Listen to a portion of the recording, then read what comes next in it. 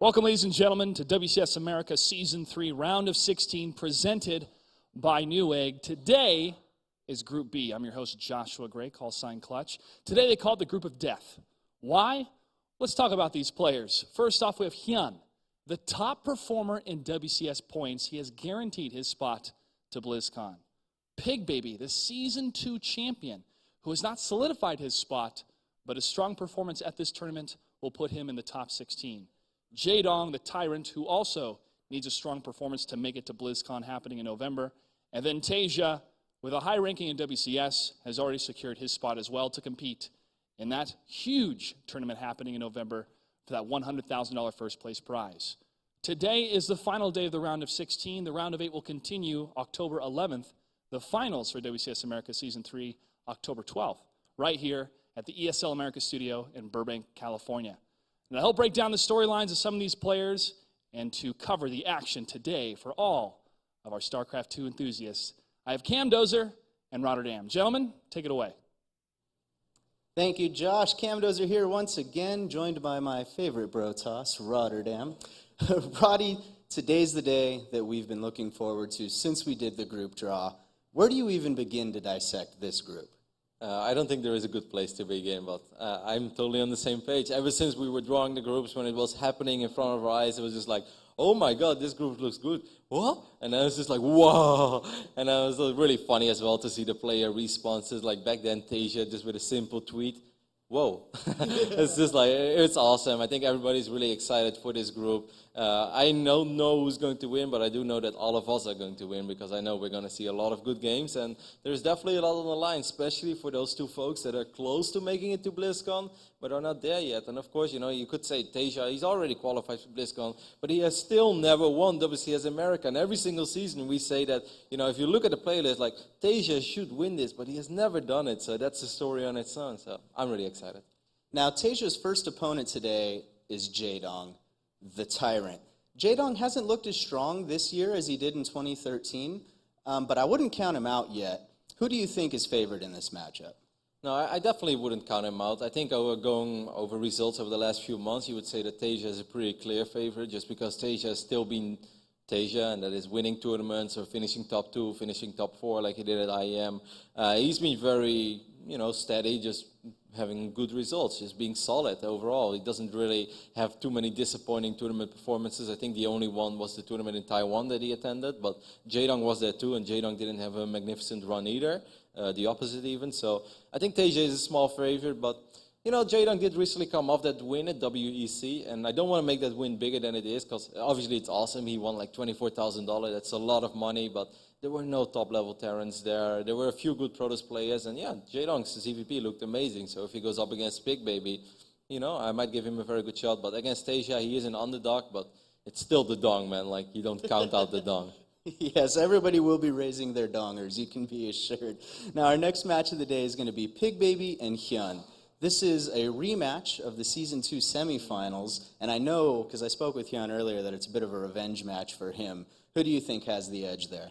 It's really funny, because if you look at it, since Season 2, Hyun is still being Hyun, and that is pretty much attending every single event that there is out there, and often having good runs as well. He attends so many events that it's inevitable that he has a disappointing performance once or twice, but overall, he's still been collecting good paychecks. He's still been having high finishes, even though he didn't win Gfinity. Top 2 was awesome.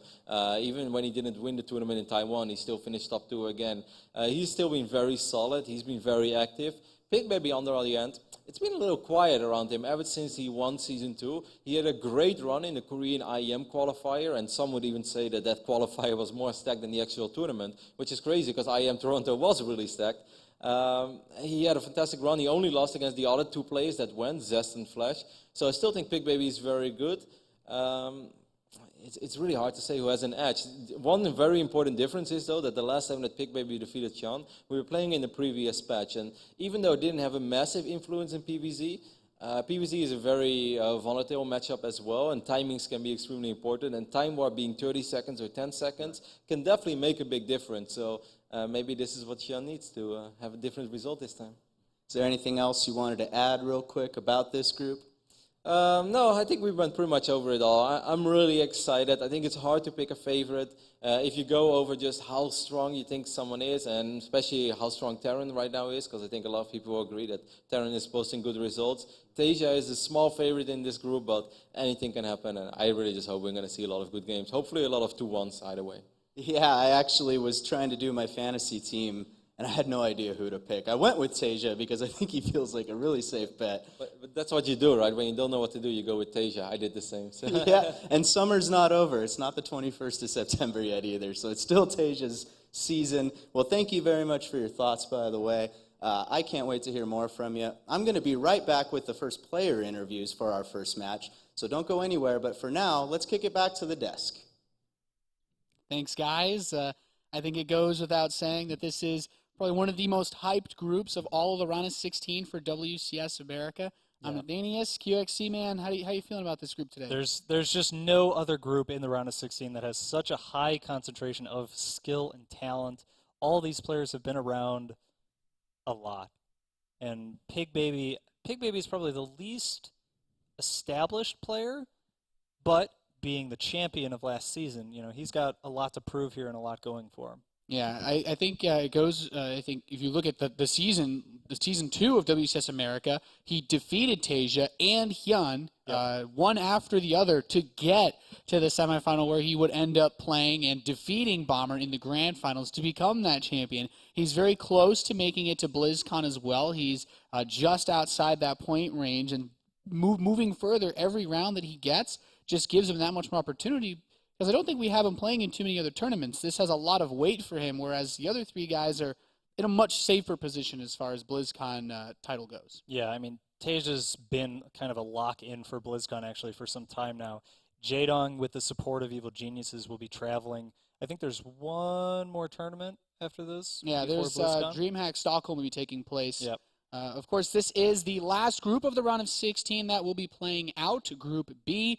Due to scheduling, we made sure everybody would have a comfortable opportunity to play, so we did Group C and D first, where we saw Bomber advance with Huck, and then Pull advancing with Hart. 3 Terrans yesterday. We got to see a little bit more variety get thrown in with Scarlet advancing alongside Hero, and I'd say if we get...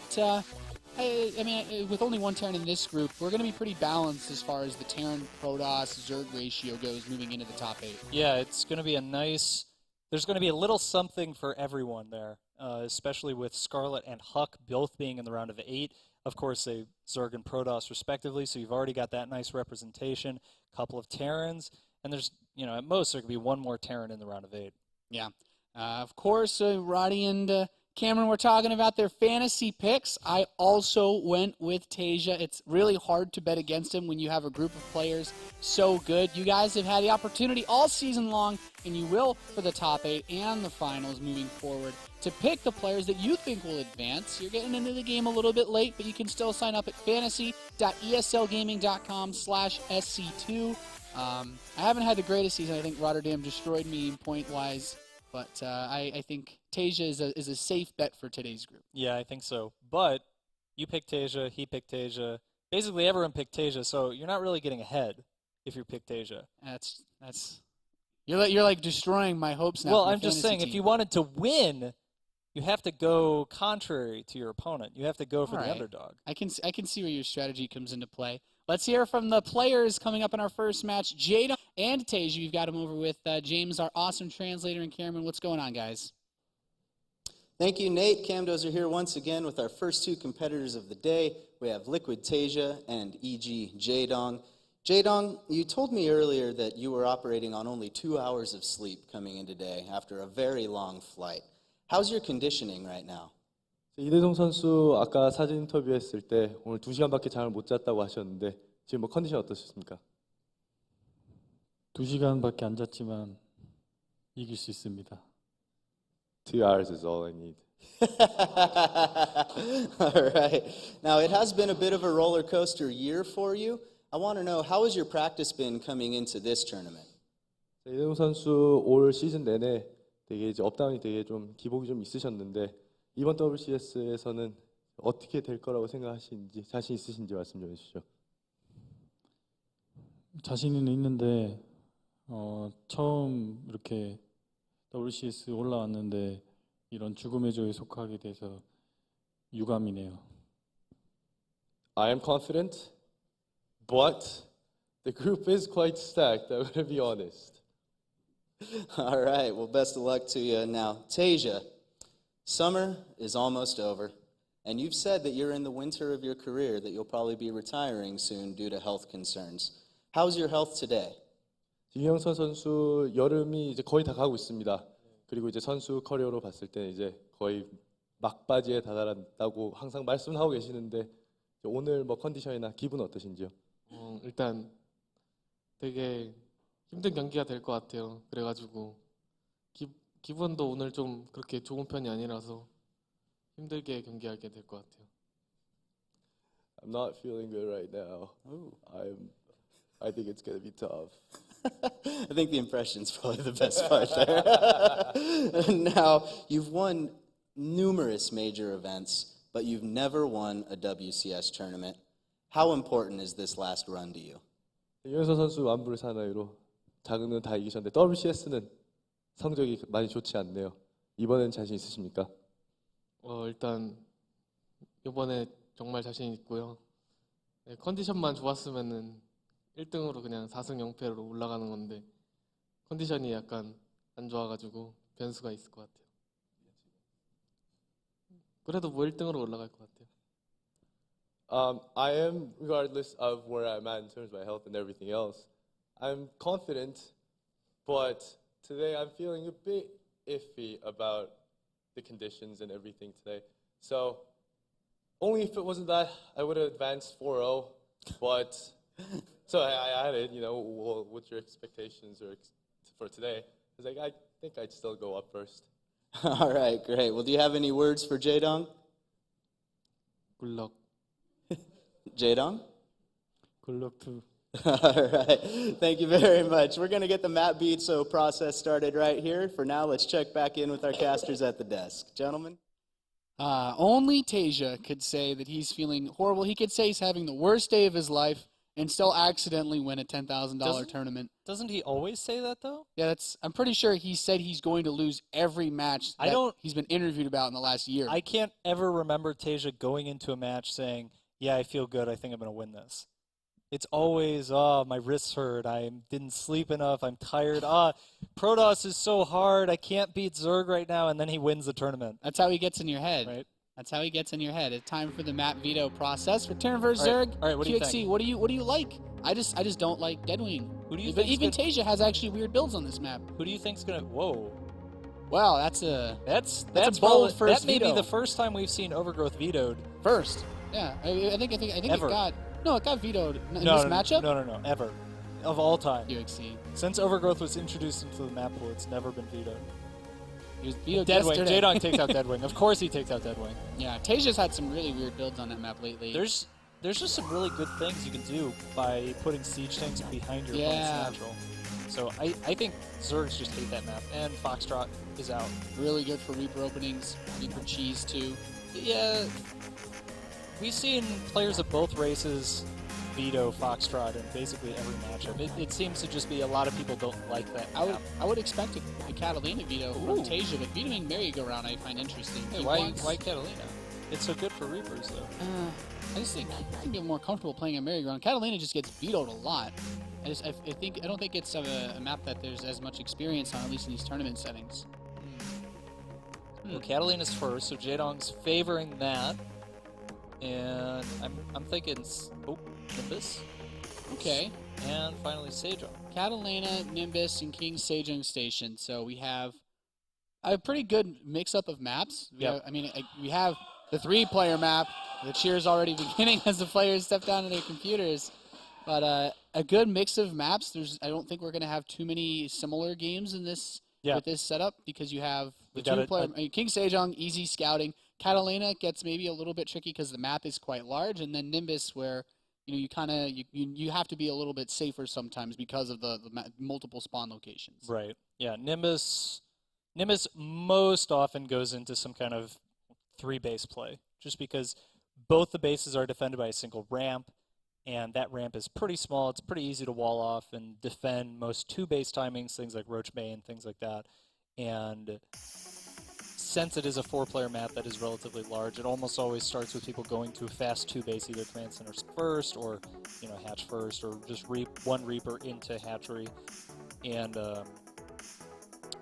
Jaedong is probably the most aggressive map in this pool, and that has a lot to do with the fact that there are destructible rocks at the natural. Yeah, there's many different areas you can come in. You kind of mentioned this about Catalina too, the drop areas. Yep. And TaeJa has been one of those players, now that I think about it, who's really been pushing that popular TvZ strategy. We've been seeing a lot of the very fast 6 or 7 Marine drop with the Hellion run by, which a lot of Zergs have, at least telling me, not having too much fun against. Although despite TaeJa's illustrious career, he's actually never won a WCS America title after competing pretty much every season. Yeah, and that would be a good way to round out his career if he does actually end up retiring at the end of this year. That kind of fills out that achievement. 11 premier StarCraft tournaments already won. He's won almost everything else under the sun, Yeah. but no WCS. He wants that title. Jaedong has played very, very well last year. This year hasn't been quite as good for him as far as WCS America goes. And a lot of people, there's always talk. It's like, well, Jaedong's had good results in some tournaments that we've seen kind of recently. Did very well at the WEC, where he was able to defeat Snoot in the finals very recently. Yep. But there were no Terrans in that tournament. So we don't know if you can really compare that run to a match against someone like TaeJa. But we are going to be loading into this game right now. The countdown has begun in the loading screen. QXC, anything you're expecting on this map? Catalina, you like it for Reapers? What's TaeJa going to go for? I mean, it's fantastic for Reapers. Sometimes you do see the Zerg players trying to blind counter the early Reaper opening. Some players will, 3 Reaper opening has kind of fallen out of favor. There was a couple of months where almost everybody was going for some kind of fast Reaper opening. But that has kind of disappeared. But this is one of those maps where it might come back. All right, we'll have to see. We are loaded. We're ready to kick off the group of death here at WCS America Premier League, the last group of the round of 16. And our first player in the left position, wearing blue, representing Team Liquid from Korea. Give it up for TaeJa.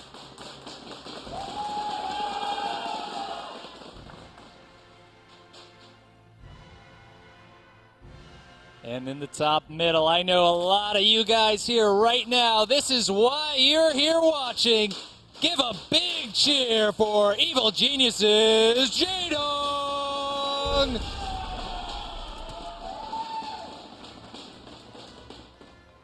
Basically, every time Jaedong got up from his computer, there was a big cheer from the crowd. It's really nice to see such a large group of people come out and support the round of 16 and their favorite players.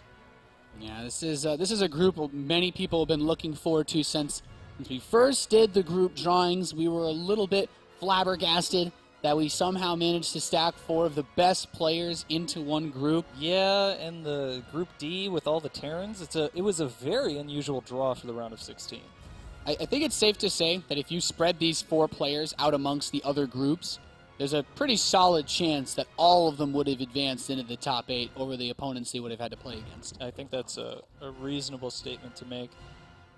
TaeJa going for 12 barracks, 12 gas, very typical. And meanwhile, Jaedong opening, of course, with hatchery first. There's very few players that consistently don't open with hatchery first. Probably Snoot is the most notable recently. He opens with pool first a lot, especially on these 3-player maps. You can get a lot done with just that early couple of lings, getting to your opponent's base when that Reaper isn't at home, but TaeJa's going to be building more than 1 Reaper. It's going to be interesting to see where he goes with this. You said the map is very good for it. Yep. I know there's definitely a lot of space that you can use outside the main. Some of the more recent maps have made it difficult to go for big plays with just Reapers. That mineral line area by that 3rd or sometimes 4th base opens up a lot of opportunities. So as the first Reaper finishes up, he's got that second one queued. And we have a gas being taken for Jaedong. Now, Jaedong is I'd say pretty okay as far as the mid-late game macro goes, but sometimes he can get aggressive a little bit early on. Do you think he just wants this gas for defensive speed, or? Yeah, this is not really the early timing for some kind of speedling aggression. It's not unheard of to do aggression out of this. Oh, Reaper doing some damage. Oh. Drone's taking a little bit of hits, and actually this is quite annoying for Jaedong because, one drone does fall. And it's already a nice start to this because with the second Reaper coming very soon now, it's finished. He has a third Reaper on the way.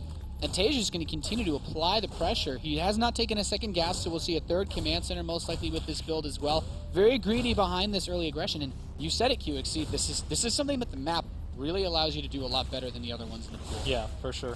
The Queen is now out, though, and it's going to be able to deflect these Reapers, but TaeJa's getting as much damage as possible done to that Queen, just softening it up with that third Reaper on the way. He's got really good opportunities here before the third Queen comes out. If he can isolate...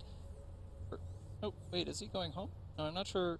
No, I think he fell back because he hasn't been keeping an eye on Jaedong's natural, so there was a possibility that Lings were coming across the map. So he falls back just to hopefully see them if they were coming, and now he's going to go back into the main, and there's just no units here for Jaedong. Queen. Yeah, killing drones with 3 Reapers, he can kill them in 2 volleys. It's not really possible to micro them in this situation. Without speed, these Zerglings should not be able to catch the Reapers either, so TaeJa's going to try to slip out. One of them seems to get caught, but... Okay, one of them does go down. Yep. One that I thought would die barely escapes. Yeah, with 3 hit points. Really nice start. 5 drone kills total. This really doesn't happen anymore these days. Yep. I think Jaedong didn't really expect the Reapers to come back. Once they left his base, he didn't have the Overlord in position at that jump-in point to see them early enough to bring the Queens back into his main. Yeah. You know, the other thing is, he moved his weakened Queen down to his natural expansion because he didn't want the Reapers to pick it off, and he thought that the Queen he was building in his main would finish in time. Now, these Zerglings run in. Dude, they're not going to be able to accomplish anything with 2 Hellions out being supported by these Reapers. Yeah, the Reapers can kind of poke out and do a little bit of damage to the Zerglings and then jump into the main if there's more than they can handle. But Jaedong's just taking a third behind this, and he's going to be droning up. He really needs to be absolutely on top of his injects, his overlords, and his droning at this point. That 5 drone deficit you can see manifests itself right now. They are even in workers.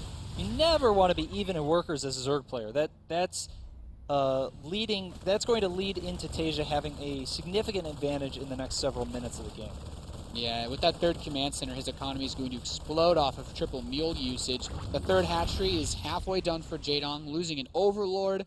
Just all these tiny things that are going to slow you down. Of course, he needed to use the Overlord to scout. The last thing you want to have to do is deal with TaeJa going for one of those fast attacks that lots of Terran players have been using in WCS lately. And the great thing for Jaedong right now is that because he saw the third command center and the Overlord at the natural can see the engineering bay building, he knows that this is basically the extent of TaeJa's pressure at this point. As long as he's got enough units to defend this and not lose that Queen, then he'll be fine. He can drone up basically as hard as he wants besides that little bit of defense and get his third up and running and get that. What he needs is a big influx of drones to get his economy jump-started, because right now he's actually behind on workers compared to TaeJa. Yeah, and he's still actively building Zerglings because he's got a few out on the map trying to apply pressure. His upgrades are not going to be ahead. He doesn't have a lair, so when TaeJa's starport finishes up, he's so far away from Mutalisks, the Terran player will have a lot of opportunities to bring drop aggression towards Jaedong's base, and we've already discussed how this map is good for Reapers. It's very good for those. Nice little surround here, and TaeJa's actually totally trapped, but there's not quite enough Zerglings to clean that up. Only kills 2 Hellions, and 2 Hellions survive with just a couple of hit points. Yeah, the resources lost is actually greatly in TaeJa's favor. He's only lost 3 units this game. Those 2 Hellions and that initial Reaper, whereas quite a few Zerglings have been dropped. And now TaeJa can safely secure his third base. He doesn't really have to worry about any pressure. I don't think just Zerglings are going to cut it when you have this many forces on the map. Yeah, well, he lifted his natural on accident. Yeah, that's I know that feel, QXC. Yeah, lifted the natural. The SCVs kind of they derp a little bit. Yeah, they forget what they're after. And Lings are here, and they're going to catch the Marines without the Hellions. Let's see how much damage Jaedong can actually get done with these Lings. Not very much, and TaeJa is stabilizing now with a significant advantage both in army and worker count. Yeah, the lair has just completed, and if Jaedong immediately starts his spire, which he will, He has 100 seconds before he can even build it. And he actually just starts his Baneling Nest too, Yep. which means not only late Baneling speed, but if TaeJa pushes as soon as he gets his Medivacs, it's just pure Marines versus Zerglings. And I even think he has his armory, so he could turn these handful of Hellions into Hellbats, which, as we all know, the apex predator of Zerglings. Yeah. And he's using the Zergling there to spot TaeJa's army movement, using the Zerglings to keep TaeJa at home. He doesn't want to fight this army, but he just wants to find the weak point in TaeJa's defenses, keeping the pressure off so that he can continue to tech up and get the Mutalisk and get those Banelings out that he needs to defend. Yeah, all these Zerglings getting trapped. Not fun for Jaedong. He's going to try to slip out. Okay, a handful of them will be able to escape. He really wants to run in. He's trying to find like a hole to do something somewhere, but he's not really been able to apply much pressure at all. This one happy little Zergling gets to dance around his main base, and an SCV kills it. And he's continuing to spread creep here. He's got very healthy creep spread, actually. Unless TaeJa swings all the way around the bottom, it's going to be very hard for him to force a battle off of creep at this point. And these run-bys are just constantly keeping TaeJa from actually moving out and making something happen on the map. You can see the bunker isn't really placed to defend the third, and now the SCVs are in danger. Yeah, so now Jaedong's getting himself a little bit of something, but it's still not quite what he's looking for, since the Hellions were home so quickly to defend against this. And at the same time, he has to worry about this pressure coming. There are Mutalisks being made before any Banelings, which, I mean, that just gives these Marines a lot more opportunities than they would otherwise normally have. TaeJa's giving up quite a bit of respect to Jaedong. I think pushing on creep and baiting those Zerglings off of it would definitely... Like, he has a lot of opportunities to get damage done. Yep. And the supply is swinging very heavily in TaeJa's favor now. You can see all the economic damage that TaeJa did in the early parts of this game is kind of manifesting itself. He's up 20, 30 supply now, significant army advantage, and TaeJa's done building workers. All he's going to do is put his economy towards military at this point. Yeah, without Banelings, I just don't see any way that you're going to beat a Marine Hellbat army like this. A couple of them have joined the battle, but Baneling speed still not done just yet. He doesn't have any creep here, so the Marines can still outrun them. And Jaedong, he's really posturing himself very aggressively. Yep. And once TaeJa starts to get these Widow Mines down, it's going to become a lot more difficult, I think, to just run around. He can start to block up some of these choke points with them. Yeah, and right now what Jaedong's really trying to do, he's not trying to meet TaeJa's army. He's trying to figure out how to slip by his army once again.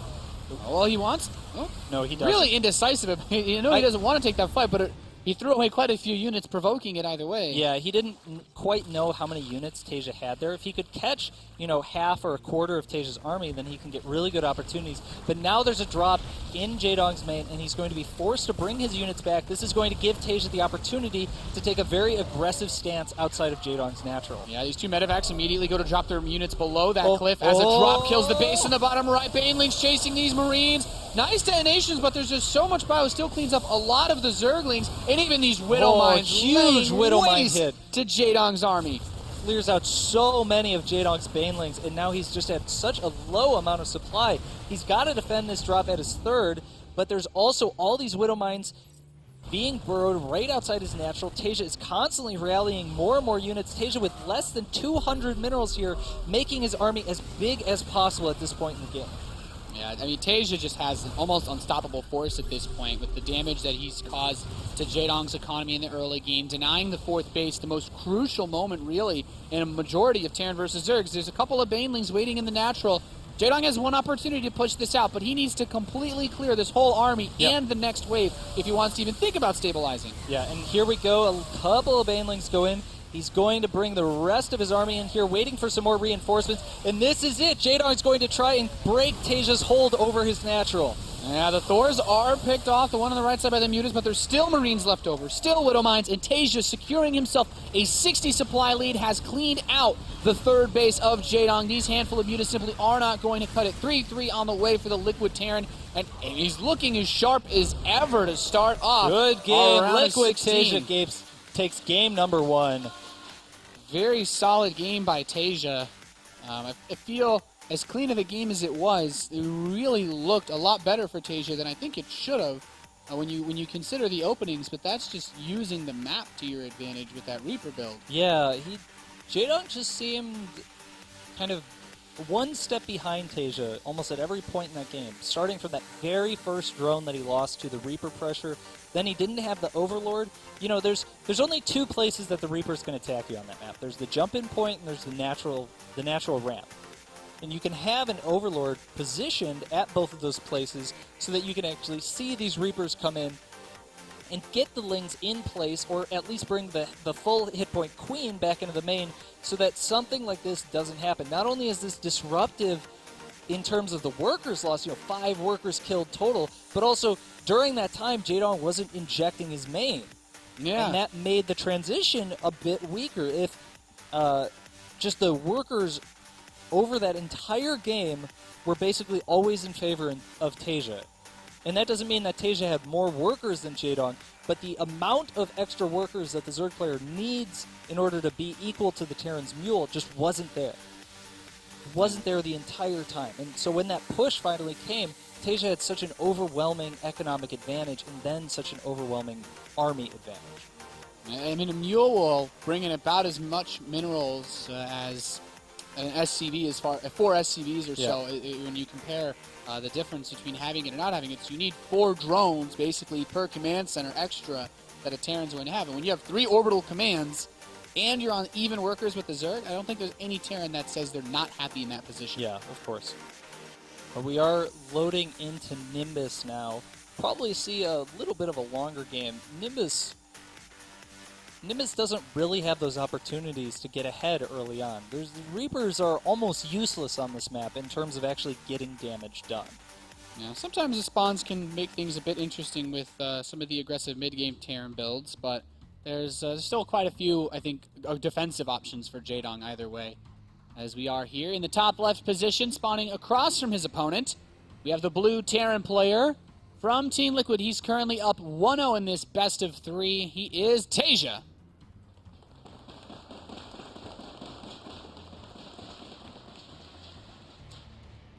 And in the bottom right-hand corner, looking a little bit shaky after that first game. Can he bring it back? Give it up for Jaedong!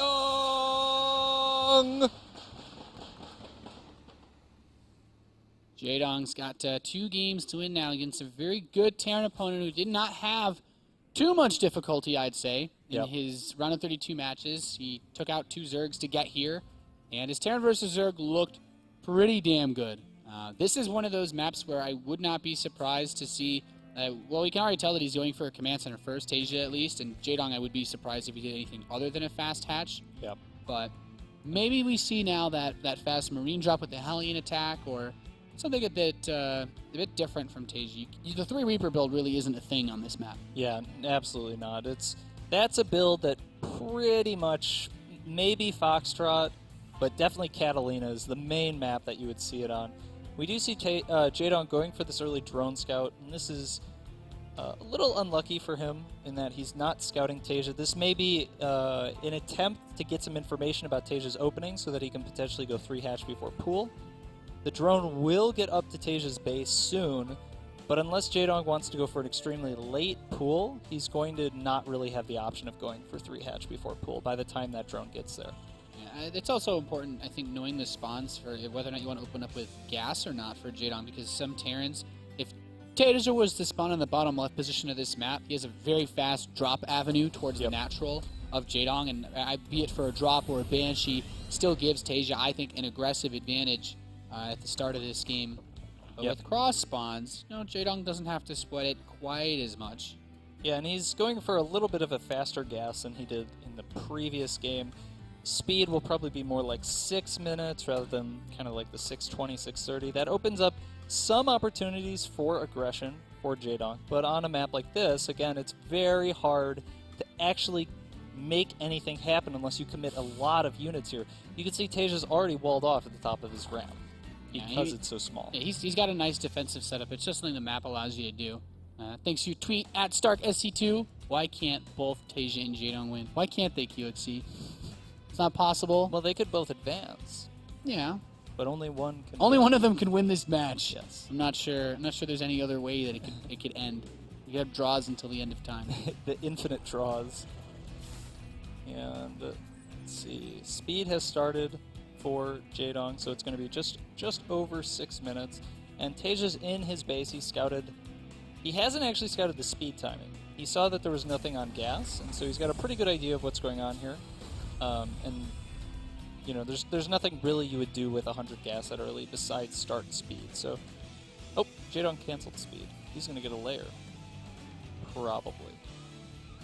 Yeah, we've seen a couple players do this. I know Violet's pretty mind gamey as far as his build orders go against players usually knows, but in this instance, we've also seen players go for the speed cancel just to get their third hatch up faster, a little bit more economy. Yep, and actually that may be exactly what he's doing here. See, third hatchery does begin immediately, and we'll see if he restarts speed or if he's going to go for a layer. Meanwhile, in TaeJa's base, he's gone for a fast third command center off of 1 gas, and he's put it in such a position. This is kind of a reflection of these spawning points. It's very hard for Jaedong to actually get an Overlord in position to scout this. Because his first Overlord went north, it's kind of in a position where in order to get to where that third command center is, it would have to fly through TaeJa's natural, and of course it could be shot down from there. The other Overlord to the southwest of TaeJa's base is only just now getting in position because it went west first and then north.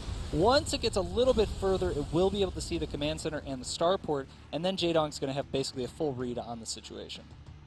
Yeah, the Viking opening is going to make scouting a little bit more difficult too, especially if he follows it up with any type of drop play. Oh, TaeJa did not.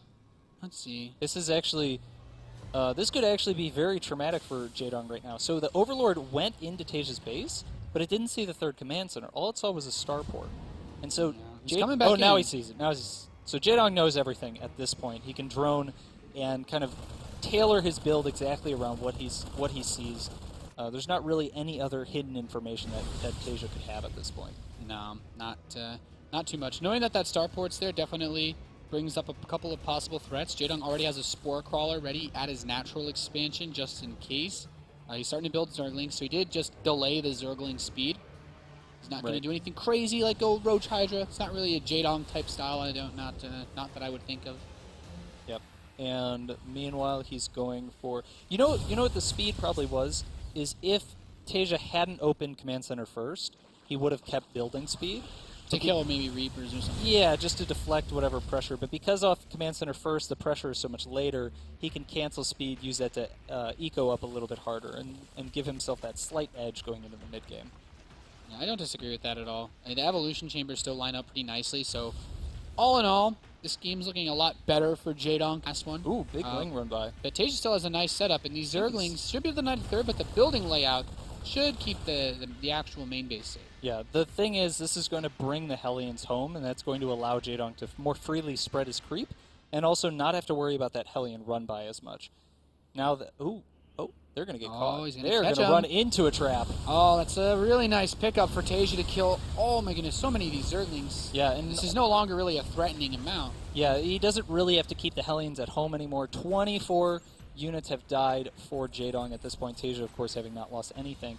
But TaeJa is now getting a significant amount of creep tumors outside his third base, and he's getting full saturation at his 3-base economy. So looking a lot better, as you said, in this game, having not really taken any early economic damage, and macroing quite well.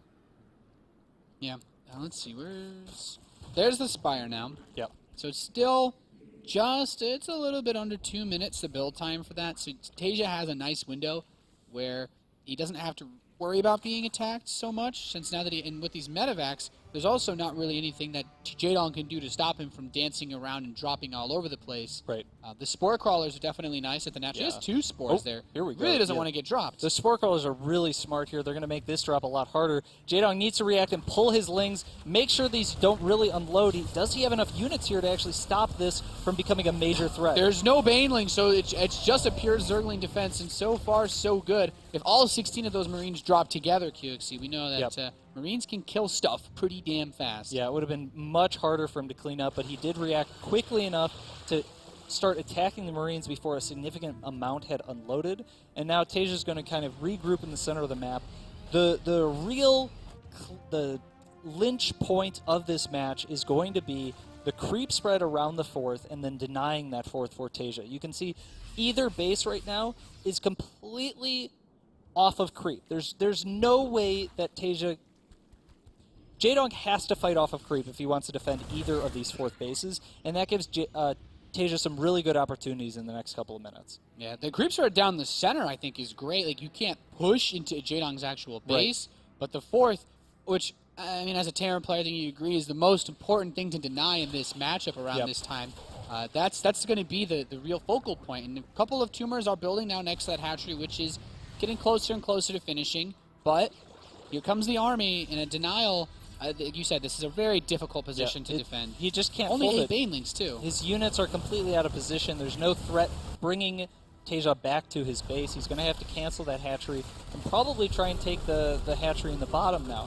The problem for Jaedong and why the fourth base is so important is that with these compositions that both players are using, if the Terran player is on the same number of bases as the Zerg player, the Terran player is almost always going to be winning in terms of the long term. His units are just a little bit more cost efficient. The Zerg player needs that fourth base and the extra gases, that slight extra mineral income, if he wants to actually go the distance. Yeah, that base, as you said, he's going to try to take it in the bottom now. A ton of creep tumors being planted. Nope. But the next army's already here. Can TaeJa put pressure on this once again? The banelings are coming in. Now they're off creep. The marine spreads look about as good as they need to be so far for TaeJa. How many more banelings are left? Not too many. TaeJa has magnificent control there. He splits all of his units, neglecting a lot of the damage from these banelings, and Jaedong is now basically putting all of his units at this fourth base, trying to make sure that he does not lose it. Yeah, he's at a total of 14 banelings right now, and TaeJa's army still looks quite impressive. He's waiting for the next wave of reinforcements to come. He's added a Thor to his army composition, which really anchors you down against the Mutalisks that could try to poke in from the side, or it also allows you to run your Marauders up front, since the Mutas can't really safely come in and snipe them with that Thor covering. And now he's pushing in here. He's denied a lot of creep, and it's started to recede a little bit, and you can see he's posturing up in range of the fourth base. If Jaedong takes a fight here, TaeJa is going to be able to back up off of creep and have a really good split. Yeah, these banelings come in, but the creep spread is just not...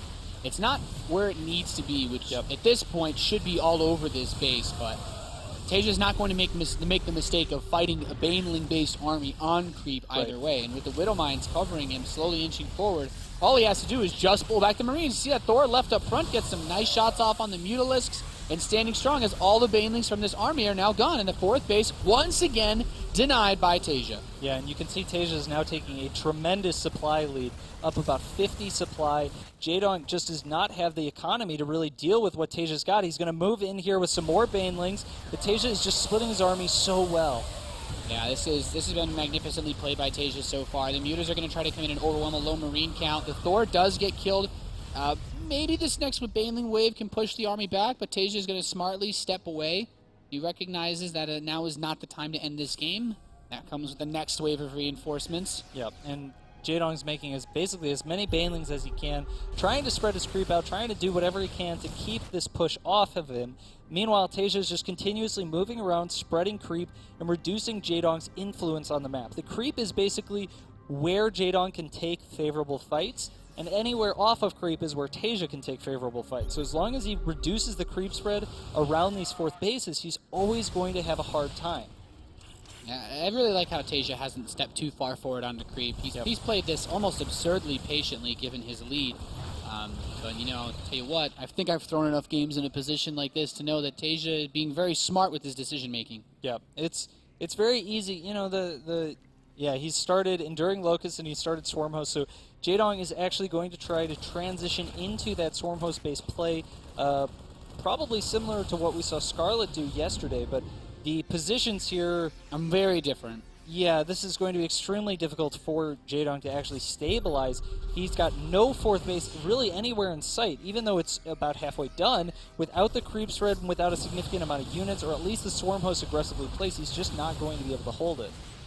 And it's also important to consider that just the way the map is laid out, overgrowth for Scarlet made it a lot easier because of how the tight space is. It's hard to dodge the Locusts, but in this situation, you know, it's still possible for Jaedong. He's just going to have to really show what would, in my opinion, be a level of experience with this style that we haven't seen from him. We haven't seen him really do this before. Right, and this is it's a very new style. A lot of players have been experimenting with it, but besides Snoot and Scarlet, we haven't really seen someone do it at an incredibly high level quite yet. So we'll have to see how experienced Jaedong is with this Swarm Host style. You can see he started to rally the Locust here, continuously just putting down these fourth hatches, trying to re-spread the creep to get that cover, and it looks like TaeJa may be moving in here for the kill. Yeah, there's a lot of Banelings, though. He does need to be careful. He's on creep. The army needs to stay spread out. 1 or 2 good Baneling hits, and this game can turn around very fast with the sustainability of these Swarm Hosts. But, I mean, TaeJa just doesn't make those mistakes. All the Banelings are dead. Well, there's another force coming from behind here, but Jaedong's already used about half of his army. TaeJa's now moving in, sniping Swarm Host after Swarm Host, but he is completely on creep, and it looks like Jaedong's going to be able to clean that up decisively. Yeah, nice hold from Jaedong from what I think in any other situation. Could be game-ending push. The Banelings are very important, as you said, to come in from back as well, because you can't really run through Locusts with how much damage they put out. Your army will just instantly die. Right. And that was kind of the mistake that Jaedong needed to be able to get at least a foothold in this game. You can see TaeJa's economy is not a little bit better than Jaedong. It's a lot better. His 4th command center is done. It is mining. He can drop he's mules adding there. on more and more command centers now, too. Yep. And Jaedong has reestablished a foothold in this game, but he's by no means out of the woods, and he's not even really ahead. Even though he's got a slight supply lead, the economy is going to surge in favor of TaeJa, and he should very quickly take that supply advantage. Meanwhile, Jaedong main is mined out. The natural is mining out. And the 4th base has only just now finished. And still, without that creep spread buffering these bases, it's still going to be very challenging for him to actually hold onto that 4th base. Yeah, the Swarm Host count is going up and up. He's at 8 right now, 3 more in production. This is a part where these Mutalisks have to be playmakers. You want to try to pull that Terran army back, but you're also really risking your defensive capabilities to hold that 4th base. And TaeJa, he's all over that 4th again, and I don't think Jaedong can defend it again. Yeah, it looks like he's pulled his drones away. He's just going to sacrifice that 4th and trying to get whatever compensation he can with the Mutalisks across the map. But TaeJa just has so much supply compared to his opponent that he can make that pressure work and also have units back home to defend. Yeah, you know, one thing that's really important to know, when Scarlet busted this out yesterday, she was able to very quickly take her 4th after she started breaking out the Swarm Hosts. Right. And that's what solidifies the comeback. If Jaedong sits still with just 3 bases, ouch. So many Mutalisks just fell. Widowmine's doing a lot of damage. Thor, Overseers are down, and now Jaedong basically has no counter pressure here. With only 4 Mutalisks left, there's no reason for TaeJa to not bring his entire army to bear on Jaedong's 4th. Yeah, at this point, TaeJa's army is just slowly becoming unstoppable. He's not even as concerned with the Locust as long as he can get to the Swarm Hosts. And Yep. they're going to run away on creep, but as the creep spread dissipates, it just makes it harder to retreat later on if he ever pushes out again. A couple of Banelings getting caught for free. Going to try to snipe this 4th base, which isn't bad. TaeJa target fires down the Banelings with his Planetary Fortress, though very smartly, so he should be able to keep that base alive a little bit longer. Yeah, he's not going to fall because he has building armor. Yeah. And meanwhile, TaeJa's moving in here. You can see he's just got a huge supply advantage. GG, TaeJa takes the series 2-0. Nice play by Liquid's TaeJa, showing, is obviously, as he said, just absolutely feeling terrible, Clearly was not playing to the standards that we expect of TaeJa with that 2-0. Yeah, and I think Jaedong may be a bit shaken after that series. The second game definitely went a lot more in his favor, but without that creep spread or some kind of compensation, you can defend pushes off of creep, but you need to have a supply advantage, you need to have a tech advantage, you need to have an upgrade advantage. You can't just, everything else being equal, have this fight happen off of creep and expect it to go favorably. Yeah, considering that TaeJa's openers have been just greedy enough to allow him to comfortably move into the mid-game with being at least even or ahead because his macro is so good, Jaedong just had a really rough series. It's a tough match for him. The next series we're going to have to determine who faces TaeJa in the upper bracket match will be Pig Baby against Hyun. Now let's hear from Josh over at the social media desk. Thank you, gentlemen. A lot of people on Twitter had a tough time deciding who they wanted to root for, but the summer of TaeJa continues as he moves on into the winners match. Don't worry, the reign of Jaedong, the tyrant, is not over yet. He still has one more shot to make it to the round of 8 and also to solidify his place in the top 16 for the WCS finals happening at BlizzCon. Now, I know that you're all fans of Blizzard and StarCraft, and what better way to show your support than to purchase some of the awesome gear they have at the Blizzard store, gear.blizzard.com. We have a promo code that you can use, 10% off for any of the purchases that you purchase today. Finally, we're going to be checking in with one of our guests from TTE Sports to check out some awesome gear, thanks to our sponsor, Newegg. So we're going to take a quick break. We come back, we're going to continue WCS America Season 3 Round of 16 Group B. Don't go anywhere.